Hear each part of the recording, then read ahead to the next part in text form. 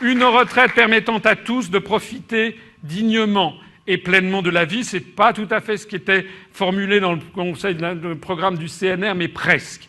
Et bien sûr, la retraite, qu'est-ce que je dirais? Je dirais qu'il faut une retraite décente pour tous, avec d'abord la confirmation solennelle du rôle central de la retraite par répartition.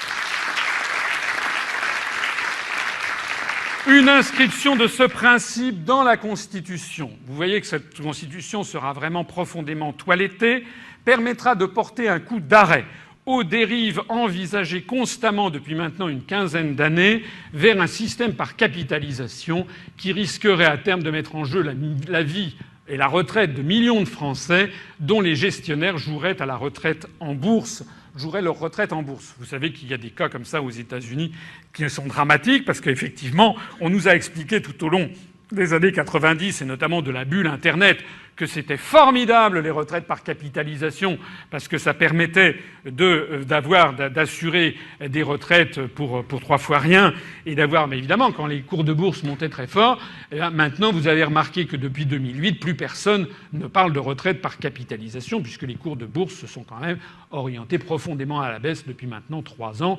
On a dû perdre à peu près, bon an, mal an, on a dû perdre à peu près 40% de valorisation boursière. Donc, ceci n'empêche pas, de la même façon que la renationalisation de TF1 n'empêchera pas qu'il y ait des sociétés de télévision privées en France, ceci n'empêche pas le fait que les Français à qui ça chante puissent participer eux-mêmes, se joindre par eux-mêmes à un système de retraite par capitalisation complémentaire.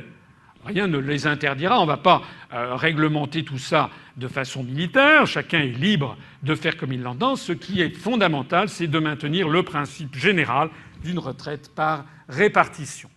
Il y aura également un réexamen général de la question des retraites dans un cadre national et dégagé des instructions européennes, notamment incluses dans les grandes orientations de politique économique. Puisque, je le rappelle encore une fois, ces grandes décisions du style on passe à 37 ans et demi, à 38 ans, 39 ans, 40 ans, 41 ans. Vous savez qu'on est à 41 ans, bientôt 42, 43 ans de cotisation.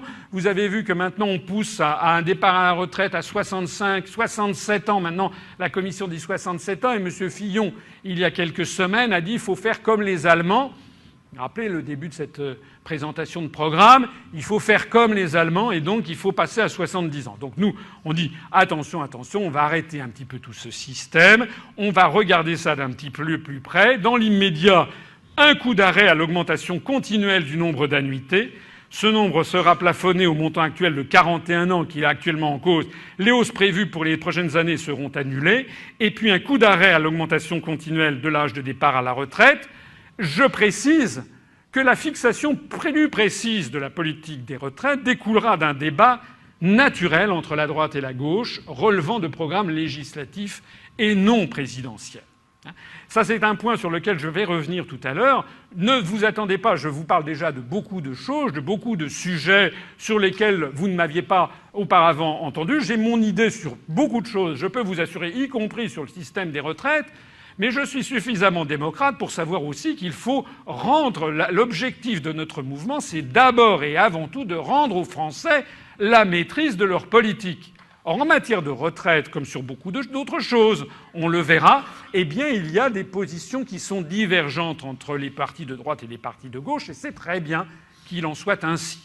Donc, il ne s'agit pas de faire tout. La seule chose en l'espèce, c'est que mon mandat, si vous m'élisez à la présidence de la République, aura permis de redonner son sens à ce débat politique, puisqu'actuellement il n'a plus de sens, puisque tout est décidé par l'Union européenne et les syndicats financés par la CES font tourner les Français comme ça dans quelques villes de France pour ensuite dire écoutez, malheureusement on ne peut pas faire autrement.